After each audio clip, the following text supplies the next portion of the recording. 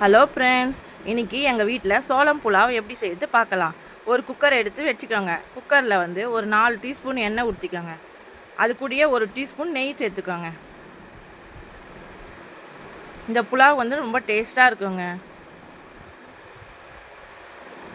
இதுக்கு நாங்கள் சைடிட்டாக கோபி மஞ்சூரியன் செஞ்சோங்க. நீங்கள் கூட செஞ்சுக்கலாம்.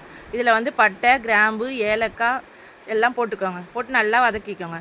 வெங்காயம் வந்து ஒரு 2 பெரிய வெங்காயத்தை நீல வாக்கில் கட் பண்ணி வச்சுருக்கேன். அந்த வெங்காயத்தை போட்டுக்கோங்க. வெங்காயம் நல்லா வதங்கணுங்க. வெங்காயம் நல்லா வதக்குங்க.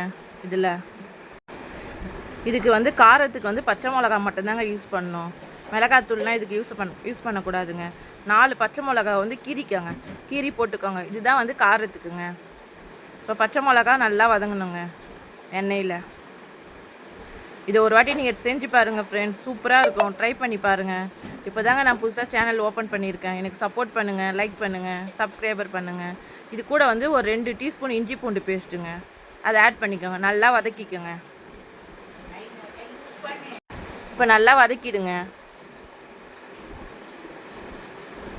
நல்லா வதக்கிட்டோன்னா புதினா கொத்தமல்லி வந்து கொஞ்சம் கிள்ளி போட்டிருக்கேங்க. கட் பண்ணி போட்டுக்கிறேன்.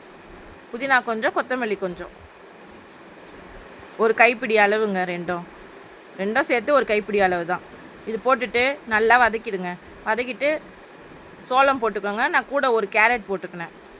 சோளமும் கேரட்டை போட்டு நல்லா வதக்கிக்கோங்க. அந்த எண்ணெயிலேயே நல்லா வதங்கணுங்க. கூட வந்து தக்காளி, ஒரு சின்ன தக்காளி, 2 தக்காளி, சின்ன தக்காளி போட்டிருக்கோங்க. தக்காளி ரொம்ப போடக்கூடாதுங்க. அதால் சின்ன தக்காளி 2 தக்காளி சேர்த்துருக்கோங்க. தக்காளி போட்டு நல்லா வதக்கிக்கோங்க. இது ரொம்ப ஈஸிங்க, ரொம்ப டேஸ்ட்டாகவும் இருக்குங்க. நீங்கள் ட்ரை பண்ணி பாருங்கள். எங்கள் சேனலுக்கு சப்போர்ட் பண்ணுங்கள். தெரியாதவங்களுக்கு இதை ஷேர் பண்ணுங்கள். இதுக்கு தேவையான அளவு உப்பு போட்டுக்கோங்க.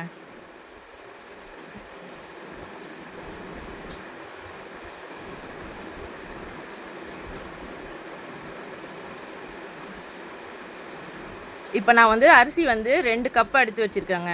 பாசுமதி அரிசி 2 கப்புக்கு வந்து 3 கப்பு தண்ணி ஊற்றணுங்க. 1 கப்புக்கு 1.5 கப்புங்க. 2 கப்புக்கு 3 கப்பு தண்ணி ஊற்றிடணுங்க.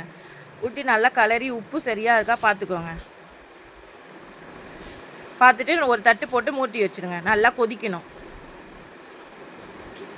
இப்போ நல்லா கொதிச்சிச்சிங்க. இப்போ நம்ம அரிசி கழுவி வச்ச அரிசியை வந்து இதில் போட்டுக்கோங்க.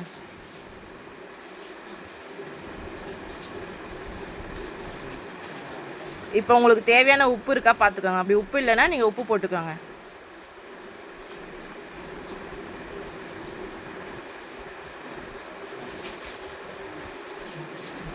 அவ்வளோதாங்க. எவ்வளோ ஈஸியான சமையல் பாருங்கள். இதில் ஒரு 1/2 டீஸ்பூன் நெய் சேர்த்துக்கோங்க. ஏற்கனவே நான் 1 டீஸ்பூன் நெய் சேர்த்தேன். இப்போ 1/2 டீஸ்பூன் இதில் சேர்த்துக்கோங்க.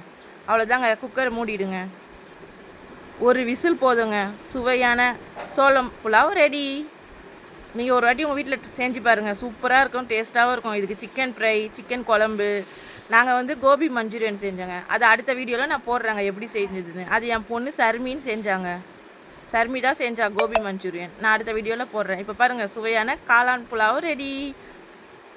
நீங்கள் ஒரு வாட்டி செஞ்சு பாருங்கள் உங்கள் வீட்டில் ஃப்ரெண்ட். எனக்கு சப்போர்ட் பண்ணுங்கள், லைக் பண்ணுங்கள், சப்ஸ்கிரைபர் பண்ணுங்கள். தெரியாதவங்களுக்கு ஷேர் பண்ணுங்கள். பாய்.